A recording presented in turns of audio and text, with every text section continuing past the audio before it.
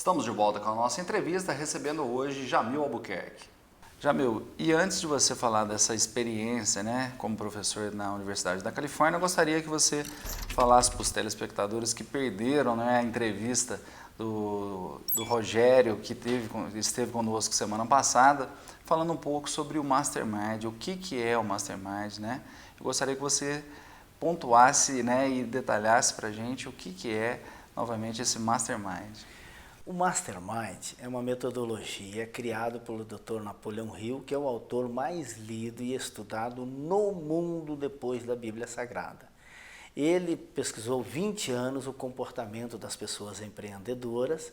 Ao final de 20 anos, ele publicou o resultado desta pesquisa em um livro memorável chamado A Lei do Triunfo, que está entre os 10 livros mais lidos do mundo, segundo uma pesquisa do programa Conta Corrente da Globo News, que falou sobre os 10 livros mais vendidos.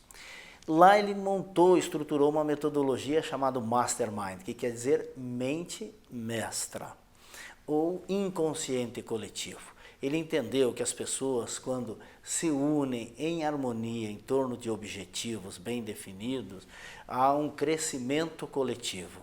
E esse conceito do crescimento coletivo, ele estruturou e formatou um programa de desenvolvimento da liderança, baseado nos três níveis macros da liderança, que é a liderança intrapessoal, a liderança comportamental e a liderança organizacional. Dessa maneira, ele estruturou o programa e nós somos herdeiros desse programa, dessa estrutura, dessa metodologia aqui no Brasil e nos 8 países da língua portuguesa. E temos aqui em Poços de Caldas, já em um ano nós temos 3 turmas. Terceira turma, e começamos mais 2 turmas esse ano ainda. A passos largos. A passos largos andando aqui nessa cidade maravilhosa. Com certeza.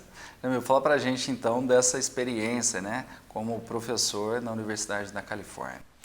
Eu recebi esse convite em 2011 para ir ministrar uma aula lá no Instituto de Liderança para o Pacífico, que é uma instituição dentro da Universidade da Califórnia, em San Diego, estruturado, que era para executivos globais. Então eu fui representando a fundação, junto com o Mastermind, demos uma aula e depois voltamos lá muitas vezes ministrar a aula, temos parceria, inclusive o Mastermind, com a Universidade da Califórnia. Isso permite enxergar a liderança no nível global. O que significa isso? É o olhar as coisas pelo ponto de vista macro, acima da camada de ozônio, como é que se faz a gestão planetária, quais são as tendências, quais são as decisões que olha o ponto futuro, o que vai acontecer lá na frente, que decisões tem que tomar aqui para impactar lá na frente. É como o caçador, que quando o animal está correndo, ele não atira aqui, ele atira lá na frente quando o animal chegar, ou seja, é o ponto futuro para ter o acerto. Então essa é a história, a tendência que se estuda em liderança global. E tem uma máxima, de tudo aquilo ficou para mim esta máxima, que mostra que tendência é uma coisa que demora muito para acontecer, mas quando acontece, acontece da noite para o dia. E é entender os organismos macros de gestão do planeta, como a ONU, como a Organização Mundial da Saúde, como a Organização Mundial do Comércio, como o FMI, como é que a gestão global do planeta é feita, foi uma experiência maravilhosa, porque eu tanto ministrei aula como participei do curso também para enxergar o que os outros estão enxergando. Com certeza. Você estava falando da ONU, recentemente, agora este ano ainda, em abril, né? No mês de abril, você teve uma participação, foi convidado também a participar de um encontro da ONU. Eu gostaria que você falasse sobre isso. Eu fui como observador convidado e é uma experiência bonita, porque a ONU é a primeira experiência global que o mundo teve de governo mundial sem violência. Todas as outras tentativas de governo mundial foi através da violência, não deram certo. A ONU, através da diplomacia, conseguiu, o que prova a tese que a diplomacia é mais barata que a guerra.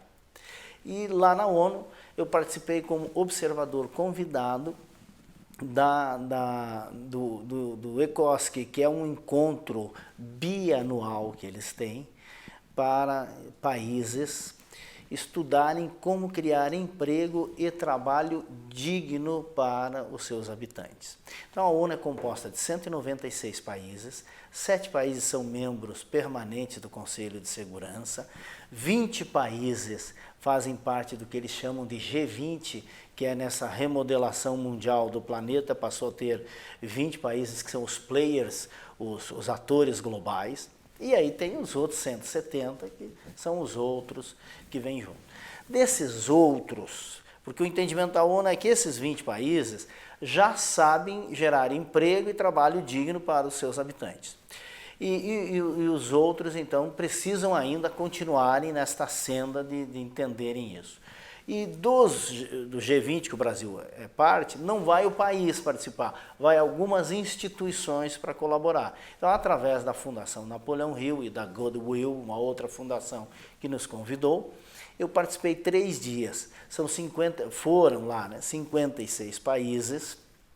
Eu fiquei com os países da América Latina, aqui, da América do Sul, América Central, Guatemala, Paraguai, Honduras. E lá dentro se debateu muito isso. Eu saí de lá com 3 situações muito interessantes. Primeiro, o que impede a geração de emprego? São governos corruptos. Atravanca, o que prova a tese que maus líderes atrapalham qualquer situação. Segundo, o que é que faz um país ir para frente? Empreendedorismo. A salvação das nações é o empreendedorismo, o estímulo ao empreendedorismo. Porque quem dá dinheiro para os governos são os empresários. E os empresários formam empresas, e para formar empresa tem que ter uma atitude empreendedora. E terceiro, a liderança. Os líderes é que colocam ideias em pé, ou seja, os líderes é que são empreendedores. Então foi muito rico, eu tive a oportunidade de participar de mesas de debate, tive a oportunidade de fazer um pequeno pronunciamento diante de tantas nações, tive a oportunidade de entender a angústia de alguns países, saí de lá muito fortalecido e com uma visão muito ampliada, com os horizontes muito alargados e com essa missão de estimular cada vez mais dentro do Brasil este conceito do empreendedorismo, que, por sinal, meus parabéns a toda a equipe por estimular cada vez mais essa atitude empreendedora. Nós também aqui do programa Atitude Empreender acreditamos muito nessa linha, né, de que empreendedores, pessoas de liderança, né, de inteligência diferenciada, que são formadores do país, né? Que estimulam o desenvolvimento, que muda esse cenário muitas vezes desfavorável, né? Um país é suas empresas. Embora a gente defina um país com território, um país com um governo, com uma língua, com uma moeda, com uma bandeira, com um hino. Esse é o conceito que nós chamamos de país. Agora, se ele tiver o território, se ele tiver um governo, se ele tiver uma moeda, se ele tiver um hino, se ele tiver uma língua, mas ele não tiver empresas, ele mingua.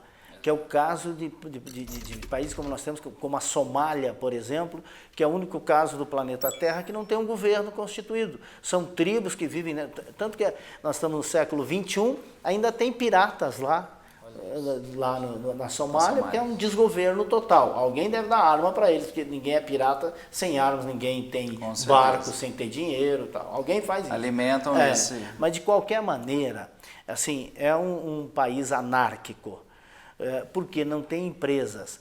Um país se fortalece quando tem suas empresas, seus empreendedores, a sua marca. Porque quem sustenta os governos são as empresas. Quem dá dinheiro para o governo através dos impostos e dos tributos, subsidia. Porque governo não cria riqueza.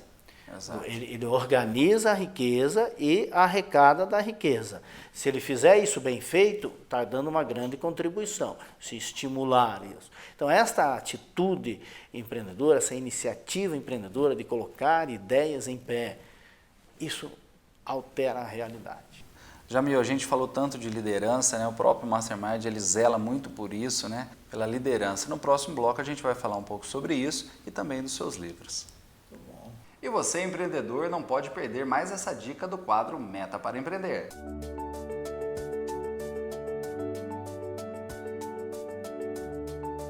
Olá! Hoje eu trouxe para você mais uma pergunta. Você conhece o conceito de produção enxuta?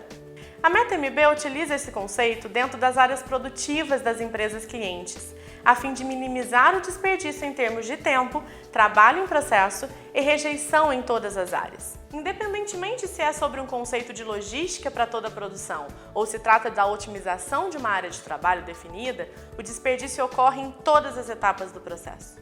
Uma implementação consistente do conceito de produção enxuta é capaz de identificar potenciais de desenvolvimento e melhorias que talvez não sejam identificadas sem esse critério detalhado.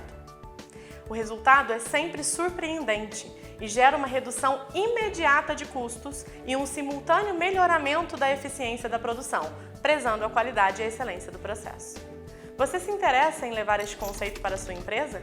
Entre em contato conosco, metamb.com.br. Até mais!